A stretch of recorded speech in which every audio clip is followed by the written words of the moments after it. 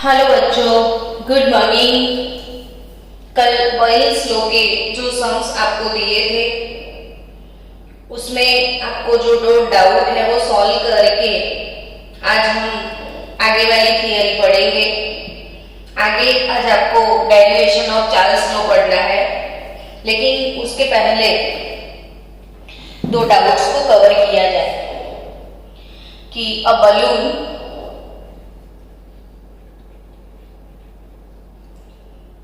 filled with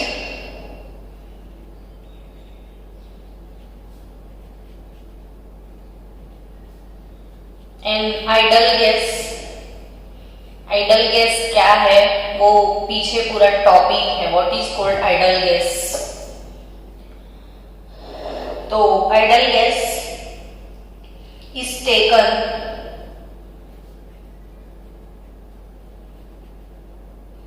from the surface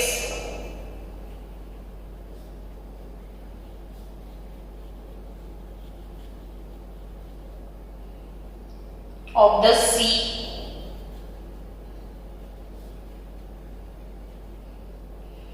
deep to a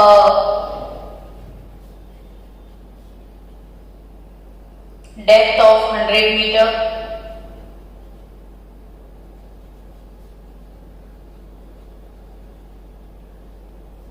what will be its volume, what will be its volume in terms of its original volume।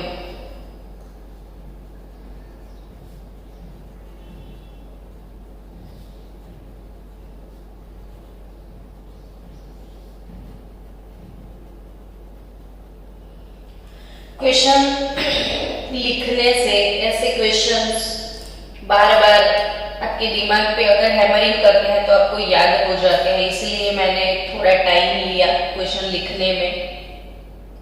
Question को समझो कि a balloon is filled, यानी एक balloon में, ये अपना figure है balloon का, बलून में कौन सा गैस जो भी भरा हुआ है वो of the sea, surface of the sea, यानी सी लेवल पे, सी लेवल पे यानी सी सरफेस पे जो एटमॉस्फेरिक प्रेशर है वो हमेशा 1 बार होता है, या उसको कंसीडर किया जाता है 1 एटमॉस्फेयर, या इसको कंसीडर किया जाता है 76 सेंटीमीटर ऑफ मर्क्यूरी, या इसको कंसीडर किया जाता है 760 mm ऑफ मर्क्यूरी। प्रेशर के जो सारे यूनिट्स है बच्चों मैंने आपको सिखाए हुए हैं। तो यहाँ पे सबसे पहले आप याद रखो कि प्रेशर कौन कौन से यूनिट में हम मेजर करते हैं। प्रेशर के यूनिट तो मैंने बोला हुआ है बार, 1 बार is nothing but 760 torr, 1 बार यानी 760 torr।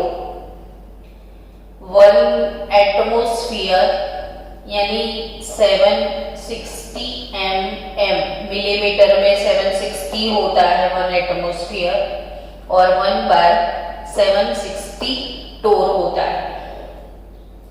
या तो फिर 76 सेंटीमीटर हाइट ऑफ मर्क्यूरी, जो प्रेशर मेजर करने का जो एपरेटस है वो एपरेटस में मैंने आपको प्रदीप की बुक में दिखाया था कि ये जो एपरेटस है ना, देखो यहाँ पे बच्चों, ये जो मर्क्यूरी है, मर्क्यूरी जैसे यहाँ का प्रेशर इंक्रीज होता है ये मर्क्यूरी का हाइट इसमें ऊपर जाता है।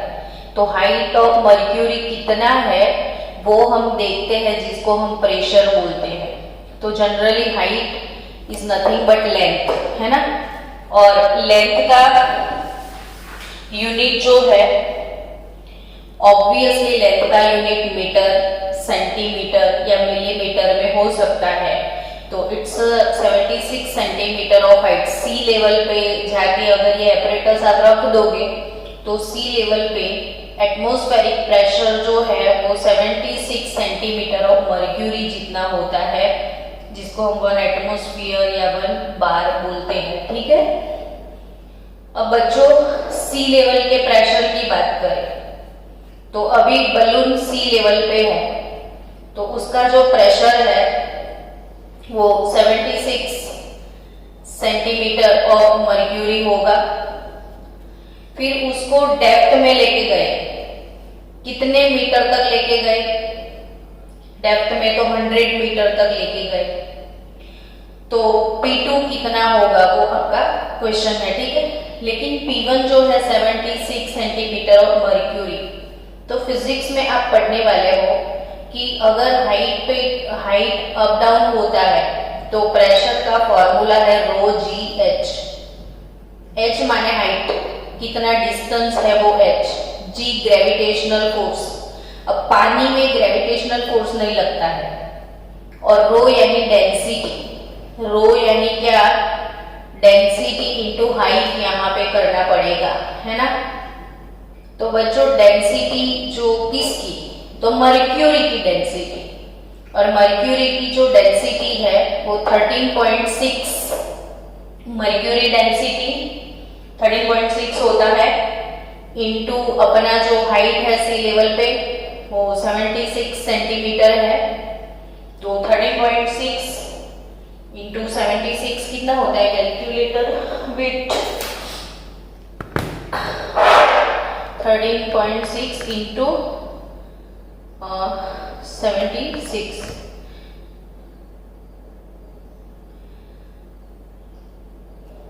1033.6 सेंटीमीटर होता है। अब इसको मीटर में आप कन्वर्ट कर दो तो 100 से डिवाइड करोगे तो 10.33 मीटर आपको मिलेगा। ये प्रेशर का ये फॉर्मूला आपने अगर नहीं पढ़ा है, कितनी हाइट पे कितना प्रेशर होगा, मतलब जैसे सी लेवल पे प्रेशर 1 बार है तो जैसे जैसे जैसे जैसे जैसे हम माउंटेन पे जाएंगे तो सी लेवल से जो हाइट इंक्रीज होगा तो प्रेशर डिक्रीज होता है। तो प्रेशर हाइट पे डिपेंड करेगा। सो फॉर्मूला है रो जी एच। रो यानी डेंसिटी, फिजिक्स में डेंसिटी को रो सिंबल दिया गया है, केमिस्ट्री में हम डेंसिटी को डी बोलते हैं। जी ग्रेविटेशनल फोर्स ऑफ अर्थ, ये फिजिक्स में आप पढ़ोगे, लेकिन अभी फिलहाल इतना कि 13.6 डेंसिटी है मर्क्यूरी की, 76 सेंटीमीटर हाइट, तो आई थिंक 10.33 मीटर आपको वैल्यू मिल गई। सो P1 कितना है? तो 10.3 लोगे आप, और प्रेशर P2, तो प्रेशर एट 100 मीटर डेप्थ, तो 100 प्लस 10.33 होगा ना, तो 110.33 हो जाएगा, 110.33। तो now according to Boyle uncle P1 V1 is equal to P2 V2। आपको वॉल्यूम V2 कैलकुलेट करना है, तो P1 into V1 divided by P2। P1 है 10.3, वो 110.3 इंटू वॉल्यूम V1, तो 10.3 अपॉन 11 यानी 0.093 वॉल्यूम है P1, और परसेंटेज निकालोगे तो 9.3 परसेंटेज वाइज अगर देखना है तो आपको 100 से मल्टीप्लाई करना पड़ेगा, तो 9% volume in terms of its original volume it is 9%, यानी कि जो वॉल्यूम सी लेवल पे था उससे वो डेप्थ में वॉल्यूम प्रेशर डिक्रीज होगा तो वॉल्यूम इंक्रीज हो जाएगा। यहाँ पे प्रेशर जनरली इंक्रीज हुआ है ना, तो वॉल्यूम डिक्रीज हो जाएगा। तो वॉल्यूम कितना डिक्रीज होगा? तो 9.3% डिक्रीज होगा। चलो नेक्स्ट दूसरा इक्वेशन जो डाउट था आपको, question number 4, a bulb of X, यानी क्वेश्चन है, मैं रीड करती हूँ, आप सुनना कि a bulb of X, bulb X of unknown volume, तो ये बल्ब एक्स है जिसका वॉल्यूम अननोन है, कंटेनिंग अ गैस, इसके अंदर गैस भरा हुआ है, containing a gas at 1 atmospheric pressure, जिसका प्रेशर है 1 atmosphere, is connected to an evacuated bulb, एक दूसरे बल्ब के साथ इसको कनेक्ट किया गया है, इवैक्यूएटेड यानी इसके अंदर वैक्यूम है, कोई गैस नहीं होता है जिसको वैक्यूम बोलते हैं, जहां पे एयर नहीं है वहां पे प्रेशर नहीं है, इसको वैक्यूम बोलते हैं, इवैक्यूएटेड बल्ब, और 0.5 लीटर कैपेसिटी, इसकी कैपेसिटी है 0.5 litre,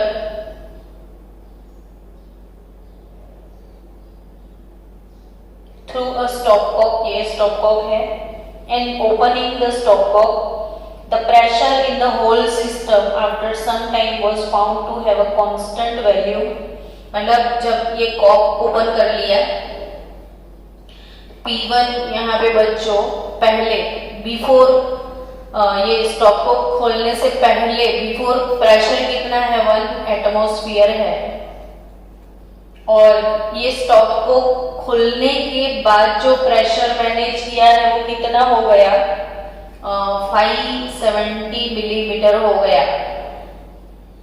eight the same temperature what is the volume of the bulb X, इसका वॉल्यूम पता नहीं है, ठीक है।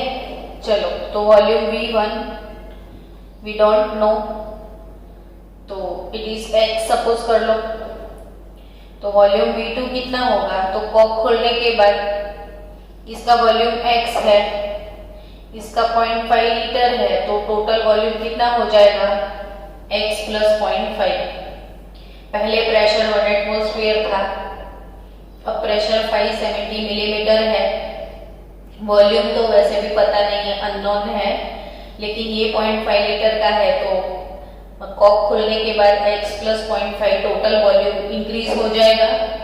Now according to Boyle uncle, P1 V1 is equal to P2 V2, before pressure 1 atmosphere, लेकिन unit same होने चाहिए, अगर ये मिलीमीटर में है तो इसको मिलीमीटर में करना है, इसको मिलीमीटर में नहीं करना है तो इसको एटमॉस्फेयर में कन्वर्ट करना है, दोनों में से आप कुछ भी कर सकते हो। तो 570 मिलीमीटर को एटमॉस्फेयर में कैसे लेके जाओगे, तो 1 एटमॉस्फेयर कितना होता है 760 मिलीमीटर होता है, ठीक है। तो आप लिख सकते हो कि 760 मिलीमीटर, तो 1 एटमॉस्फेयर, तो 570 मिलीमीटर है तो कितने एटमॉस्फेयर होगा, तो 570 अपॉन 760, तो यहाँ पे आप 570 अपॉन 760 कर सकते हो, एटमॉस्फेयर में जाना है तो। और अगर एटमॉस्फेयर में नहीं जाना है तो इसको एटमॉस्फेयर बना सकते हो आप, तो ये 760 mm, लेकिन यूनिट हमेशा सेम होने चाहिए। सो P1 V1 is P2 V2, तो P1 760, V1 X, P2 570 और V2 X प्लस 0.5। बस अब इसको सॉल्व करना है, 760X is equal to 570X plus half of 570 कितना होगा, तो 570 का हाफ कर लो, 570 डिवाइडेड बाय 2, तो 285, 760 माइनस 570X,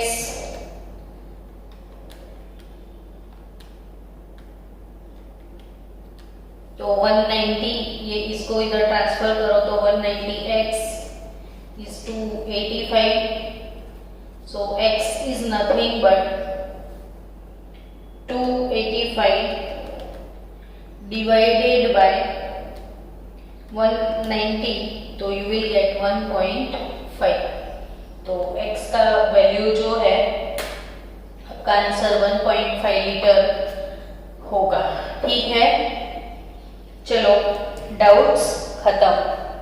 अब आज हमको पढ़ने हैं चार्ल्स लो। 3 और 4 में डाउट था ना बच्चों, हो गया ना? ओके, तो शुरू करें चार्ल्स लो की प्रूफ। और ये क्वेश्चन जो है वो जनरली हम एग्जाम में पूछते हैं, तो आप ये थियरी अच्छे से बाय हार्ट कर लेना। ये थियरी एग्जाम में आ सकती है। चलो, प्रूफ ऑफ चार्ल्स लो। Charles uncle in 1787, scientist Charles and Gay Lussac. Charles and Charles के साथ कौन? तो Gay Lussac performed so many experiments and found that, ध्यान से अब धीरे धीरे मैं बोलूंगी, लिखते जाना, समझते जाना, फिर मुझे बताना कि आप क्या समझे, तो थियरी कुछ आपके समझ में आएगी। ठीक है, चार्ल्स और गैलियोसी ने जो सीरियल वाइज एक्सपेरिमेंट किए, तो वही एक्सपेरिमेंट से उनको कुछ फैक्ट्स मिले, और वो फैक्ट क्या थे? तो एट कांस्टेंट, चार्ल्स जो है V और T का रिलेशन, तो प्रेशर कांस्टेंट होता है वहां पे, तो eight constant pressure and for at constant pressure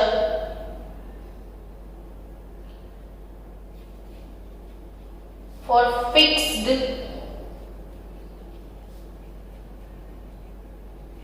amount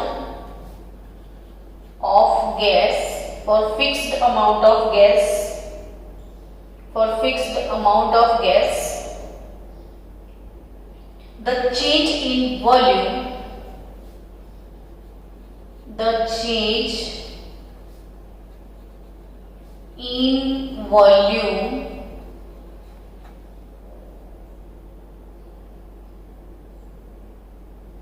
by increasing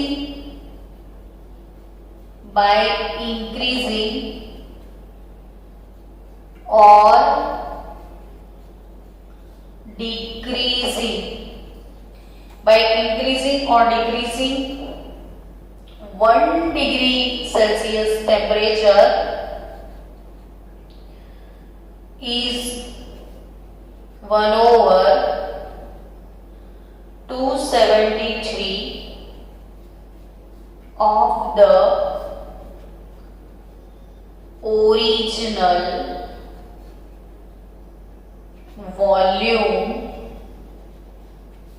of a gas। चलो 5 मिनट दिया मुझे, ये आपको एक्सप्लेन करना है, पर पहले आप खुद समझो तब जाके। चलो बच्चों, मुझे तो ऐसा लगा था कि आप तो समझा ही दोगे यार, आप तो नहीं समझा पा रहे हो। समझो बातों को कि अगर हमारे पास ओरिजिनल वॉल्यूम 100 ml है, ठीक है, ओरिजिनल वॉल्यूम कितना ml है? 100 ml। उस time temperature T 0 degree Celsius है। अब बच्चों आपको पता है कि टेम्परेचर इंक्रीज होगा, क्या इंक्रीज होगा? टेम्परेचर 0 डिग्री सेल्सियस है, 0 से 1 किया, टेम्परेचर मैंने इंक्रीज किया, तो आपके मन में इमोशंस आए होंगे कि टेम्परेचर इंक्रीज होता है तो वॉल्यूम भी इंक्रीज होता है ना? टेम्परेचर इंक्रीज करोगे तो वॉल्यूम इंक्रीज होगा, लेकिन क्वेश्चन इज दैट कितना इंक्रीज होगा वो समझ में आया, लेकिन कितना इंक्रीज होगा, इतना इंक्रीज होगा, तो वो कितना इंक्रीज होता है? तो जो ओरिजिनल वॉल्यूम V नॉट है डिवाइडेड बाय 273 जितना, यानी 100 ml अगर ओरिजिनल है अपना, तो डिवाइडेड बाय 273 करो तो 0.366 ml जितना इंक्रीज होगा। क्लियर? यानी अब T is equal to 1 degree centigrade पे 100 तो था, इंक्रीज कितना हुआ? तो 0.366 यानी 100.366 जितना इंक्रीज हो गया। समझे आप? चलो और भी इंक्रीज कर दिया, 2 डिग्री सेंटीग्रेड कर लिया, अब कितना इंक्रीज होगा? तो 1 डिग्री सेल्सियस जो है, अब और भी 1 डिग्री इंक्रीज किया, तो इसका जो ओरिजिनल वॉल्यूम है 100 अपॉन 273 पार्ट, तो उतना फिर से इंक्रीज हो गया, यानी 100.366 प्लस अगेन 1 डिग्री इंक्रीज किया, तो फिर से 100 अपॉन 273 इंक्रीज हो गया, यानी 100.366 प्लस अगेन 0.366। समझे? फिर से 1 डिग्री इंक्रीज किया, मतलब 3 डिग्री कर लिया, तो फिर से 0.366 ऐड होता जाएगा। समझे आप? यानी 1 डिग्री इंक्रीज किया तो इतना वॉल्यूम इंक्रीज हुआ, अगर डिक्रीज करते तो इतना ही डिक्रीज होता। अब सेंटेंस फिर से समझो कि for a fix amount of gas the change in volume by increasing or decreasing 1 degree Celsius temperature is that 1 upon 273 of it the original volume of a gas. Done? चलो इसको prove करते हैं। Now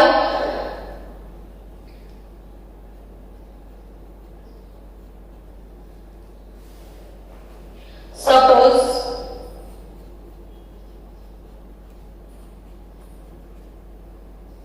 at 0 degree Celsius temperature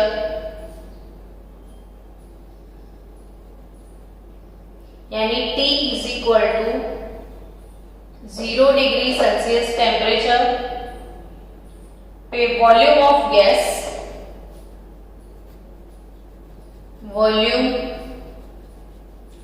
gas V naught consider कर लेते हैं। 0 degree Celsius temperature पे volume of gas कितना consider कर लिया हमने? V naught. Now by increasing temperature 1 degree यानी T is equal to 1 degree Celsius, तो इंक्रीज इन वॉल्यूम कितना इंक्रीज मिलेगा? तो original volume V naught divided by 273 जितना मिलेगा। सपोज और भी इंक्रीज किया 2 डिग्री सेल्सियस, तो increase in volume 2 into V naught by 273 at 3 degree Celsius. अगर 3 डिग्री इंक्रीज कर लिया तो 3 इंटू V नॉट अपॉन 273 इतना इंक्रीज मिलेगा। So dash dash dash T is equal to T degree Celsius लिया तो increase in volume T into V naught upon 273 जितना मिलेगा। तो ये हो गया increase in volume at T degree Celsius पे V naught into T by 273 increase आपको मिलने वाला है। तो ये इंक्रीज इन वॉल्यूम है, सो टोटल वॉल्यूम कितना होगा? So at T degree Celsius, so at T degree Celsius temperature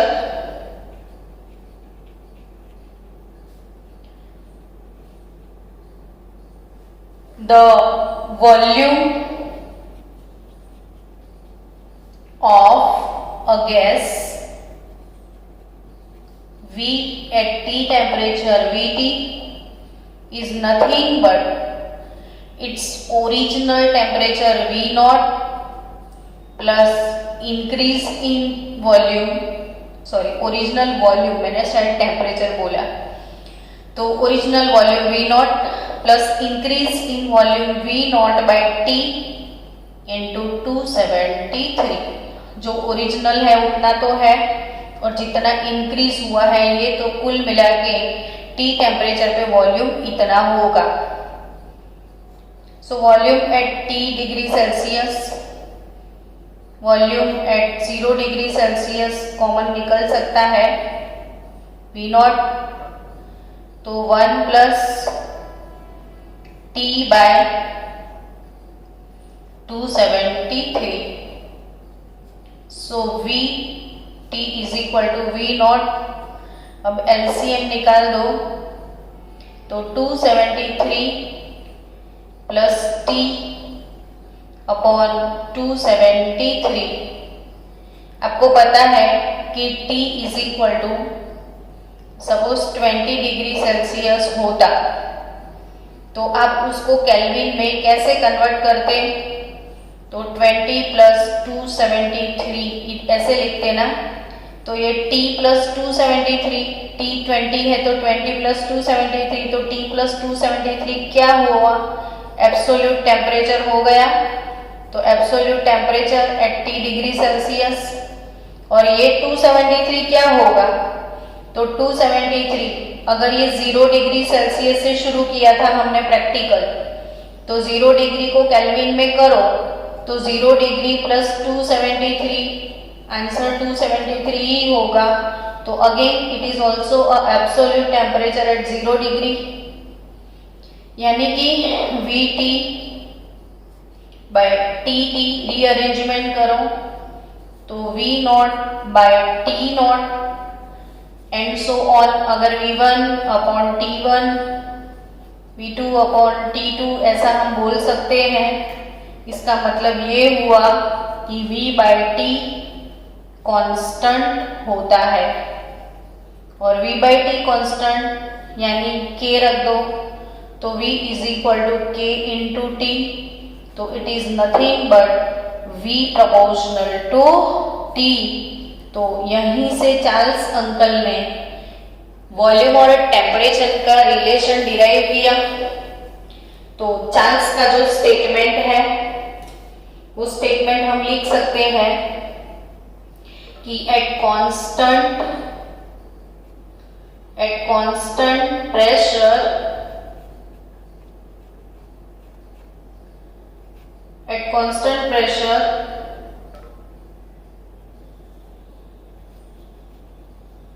volume of fixed amount of gas is directly proportional to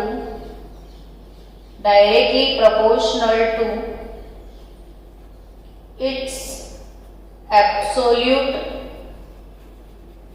temperature.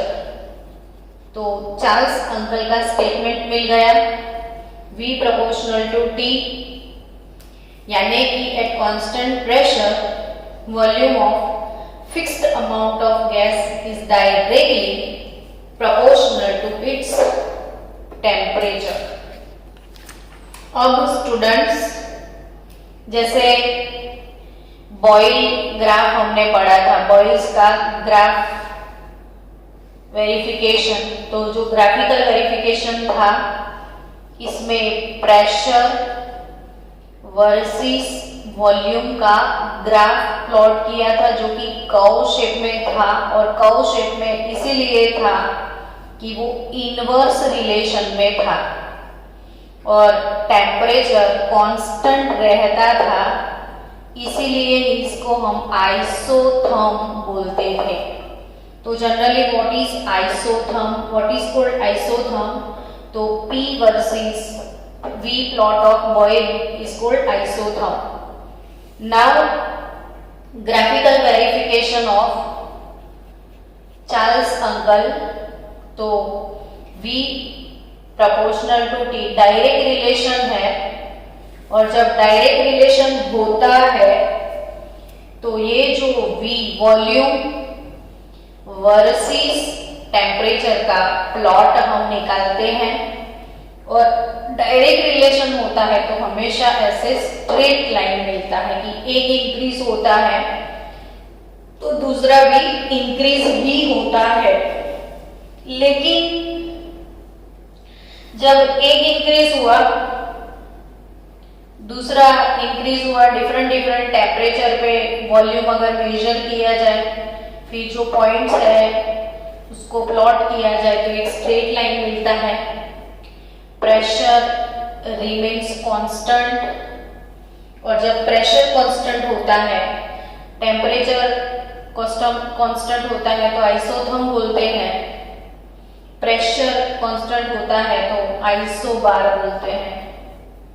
Pressure remains constant तो isobaric plot है ये। बार यानी pressure का unit, therm यानी thermal heat के related term है। Temperature constant isotherm, pressure constant isobar, and volume constant तो isochore.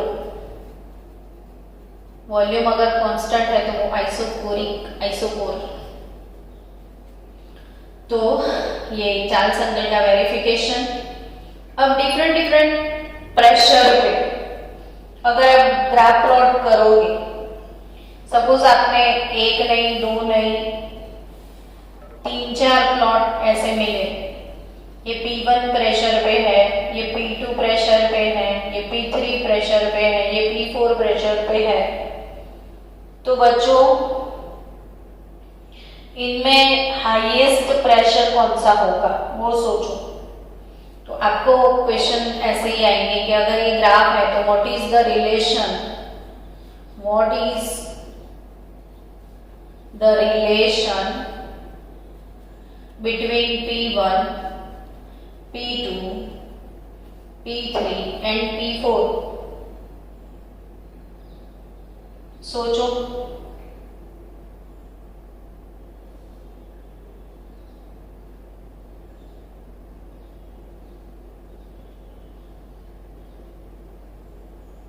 Pressure increase होता है ना बच्चों, प्रेशर इंक्रीज होता है तो वॉल्यूम डिक्रीज हो जाता है। हाई प्रेशर पे वॉल्यूम लो होता है। तो आई थिंक यहाँ पे देखो ये लो वॉल्यूम दिखा रहा है, ये हाई वॉल्यूम दिखा रहा है। तो जब लो वॉल्यूम है तो प्रेशर हाई होता है, यानी आपको ये देखना है कि ये वॉल्यूम कम दिखा रहा है, वो लोअर वॉल्यूम है, ये वॉल्यूम ज्यादा है तो प्रेशर ऑब्वियसली कम होगा।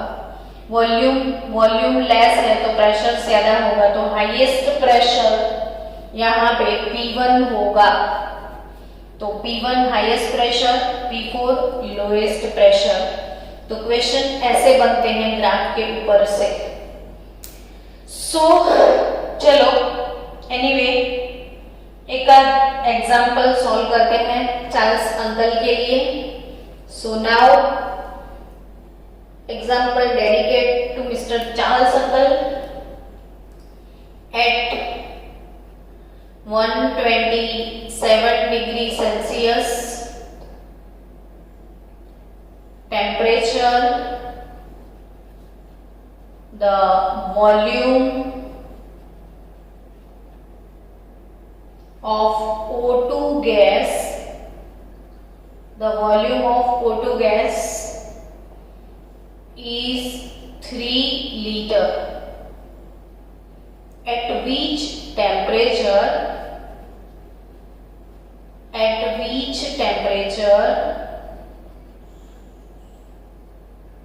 the volume of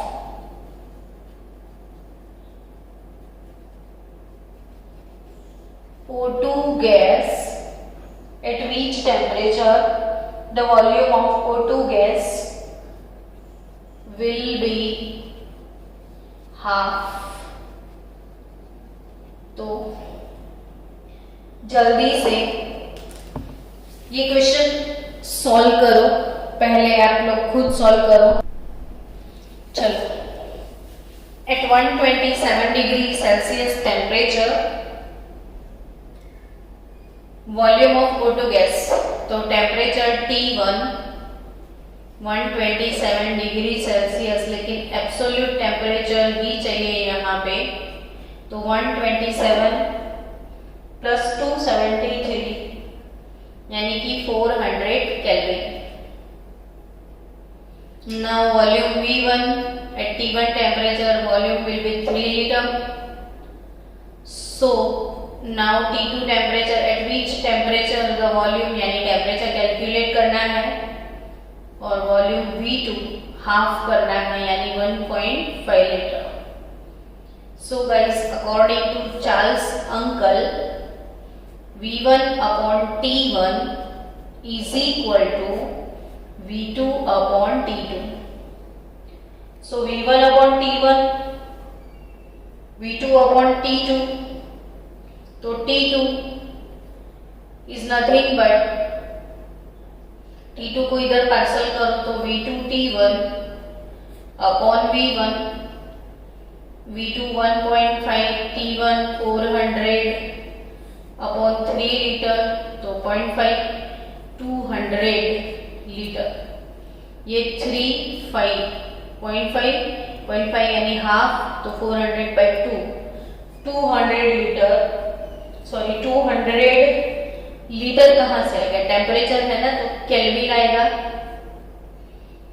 अब आपको तो केल्विन का आंसर नहीं चाहिए, डिग्री सेल्सियस में लाना है, तो T2 degree Celsius 200 kelvin minus 273, so minus 73 degree Celsius. तो डिग्री सेल्सियस में आपका आंसर होगा माइनस 73 डिग्री सेल्सियस। चलो